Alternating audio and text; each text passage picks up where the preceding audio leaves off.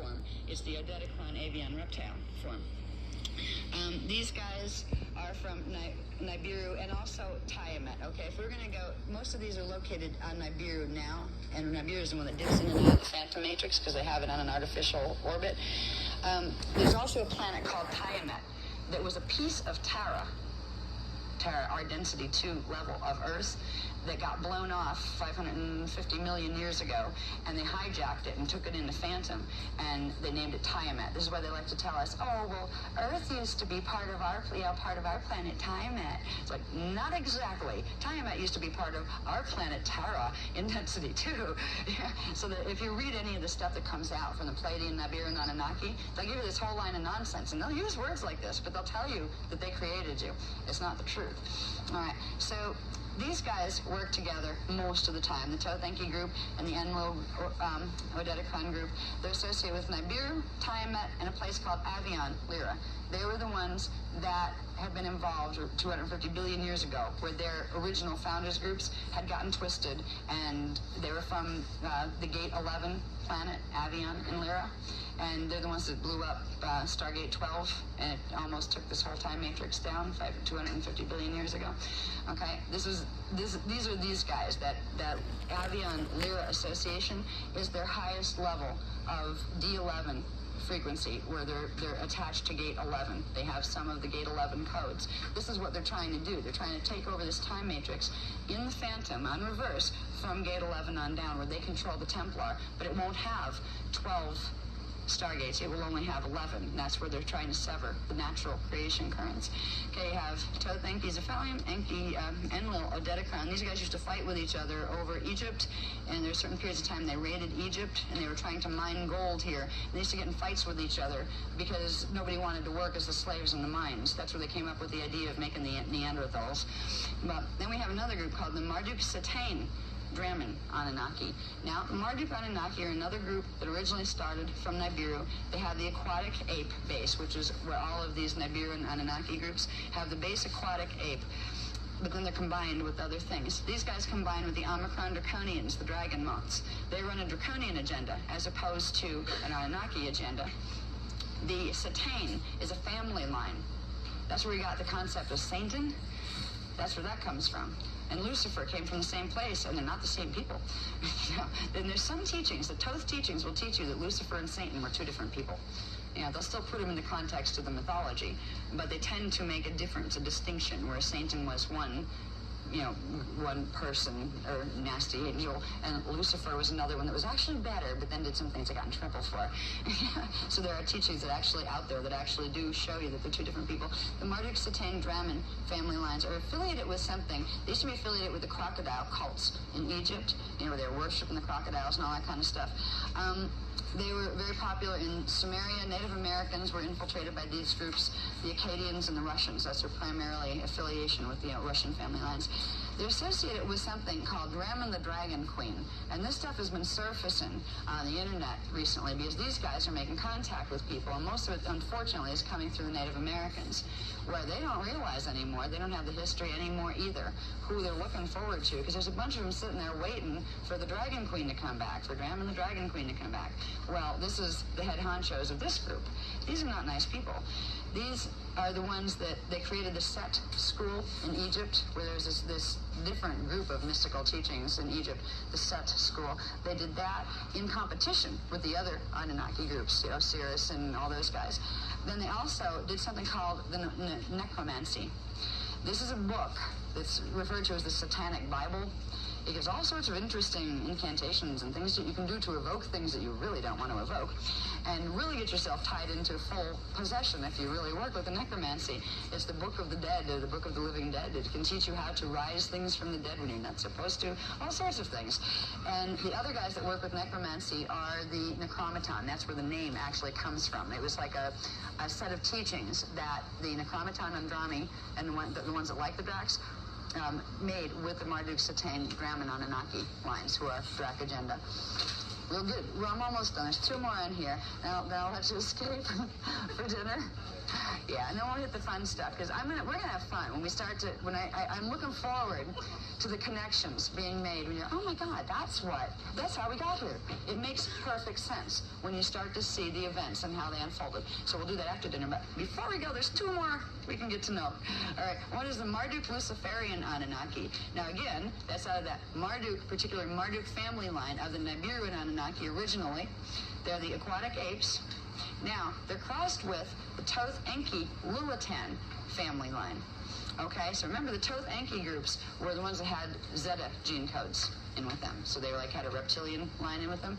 So these guys are crossed with only one specific version of the Toth-Enki group. It was called the Lulatan family line. That name Lulatan is where we get the Lucifer associations. Okay, the Luciferians were anything that came out, that was combined with or came out of the Lulatan family line of the Toth-Enki collective. We also have another group over in the Pleiades called the Samjaze groups. The Pleiadian Samjaze Luciferian Anunnaki, they are Luciferian because originally they came out of combining with the Lulatan family line of the Toth-Enki group. So these are just really like family genealogies when you start seeing the relationships. But it helps to realize that these names, we got Satan, we have Lucifer, who are these people? They're family line references that have to do with gene codes and race groups that have to do with Nibiru. Now, the Marduk Luciferians, they have primary focus at this point. They started with Nibiru, but now they're in like Alpha and Omega Centauri, mainly Alpha Centauri.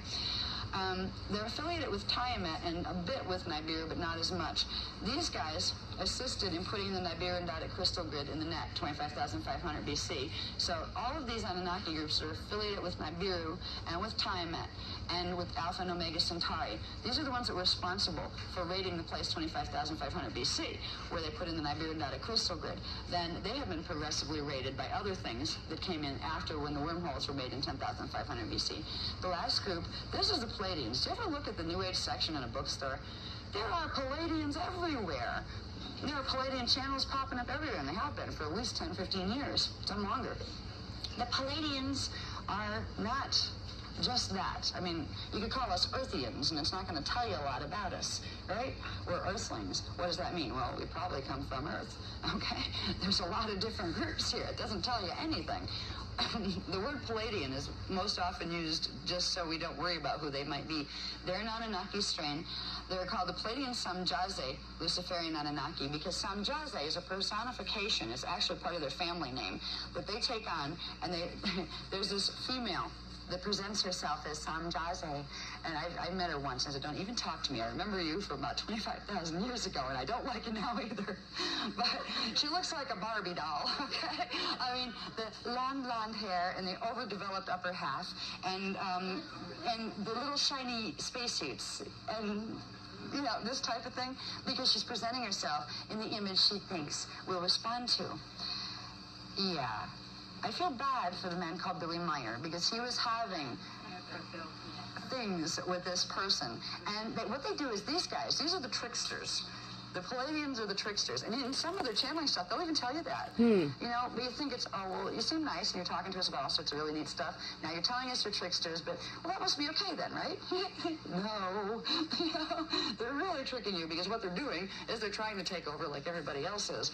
The Palladian Samjazi Luciferian groups are affiliated with Alcyone, what we identify as the star Alcyone in Pleiades here.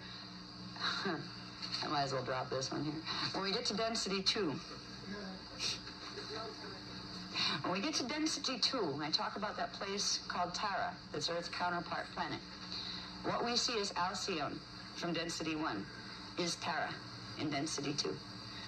In density 3, we have a counterpart planet called Gaia. That's etheric matter density. Density 2 is semi-etheric matter. Gaia, when we look up in our skies, is the star we identify as Polaris. All right. So these places are a lot closer than we thought. Yeah, at least we get to see them. So anyway, the Palladian Samjazi Luciferians are at this point from Alcyone, aka Tara, because they took over half of the place.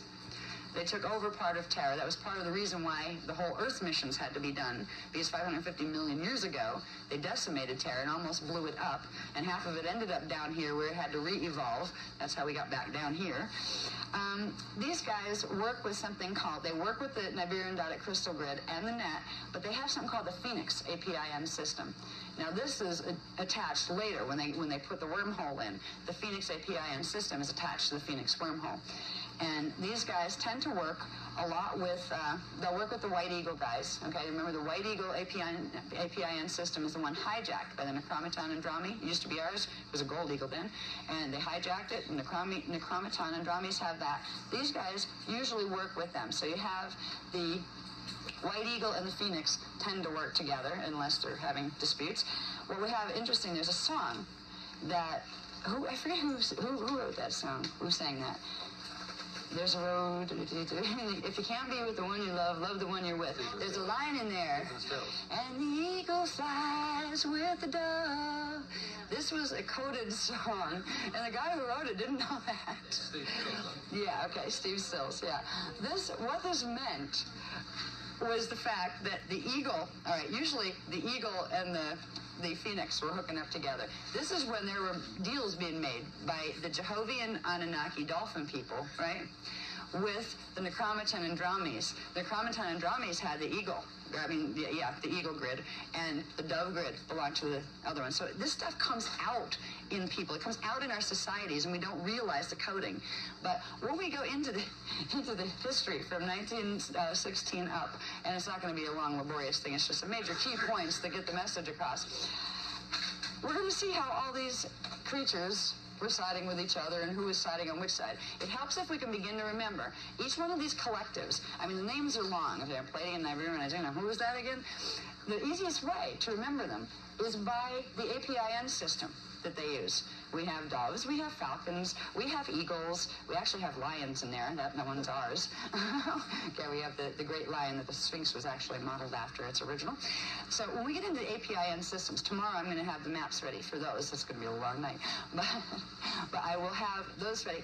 This is where it starts to be easier to remember who's who. If you can remember some of the basics, there'll be a chart that I'll have ready by tomorrow to show you, okay, now you know who the groups are, and we'll show you just what the system is and name the name. So it'll be easy, quick reference. You have a visual reference to it. So what we're doing is we're having like a zoological fight at the moment. You're having all sorts of animals going after each other. And our guys are waking up too. We have the great white lion grid, which was the Elohim grid that's connected to Lyra Aramatena, B12. That one's been down for over 200,000 years. That was one of the very ancient ones, put in about 3 million years ago or more. Actually, probably about 5 million years ago. Our grids were put in to hold the planet together during stellar activation cycles after the electric wars 5.5 million years ago. Our grids weren't put in to manipulate them. They were put in to hold the planetary grid stable when they went through stellar activations. So we have these grids. We have the 4 faces of man that I talked about yesterday. These are systems. The 4 faces of man is called an LPIN system. It's not Atlantean, it's Lumerian. And the A in the APIN stands for Atlantean. Okay, they were Atlantean pylon implant networks. Okay, so what it's going to come down to is understanding where these animals live and understanding who belongs to which ones. And when it comes down to how we're going to fix the mess that we're moving into, that we're going to find out at the end of tonight when we come back from dinner, we're going to find out by the end of this history line, and it's not too long of a history line, we're going to find out what it is that has to be done to stop what by what, because we're going to get into when there's going to be earth changes if we don't get this work done before the beginning of next year, really. So we're going to just find out how to do it by activating our grids. All right? Now, I'm going to let you go for dinner.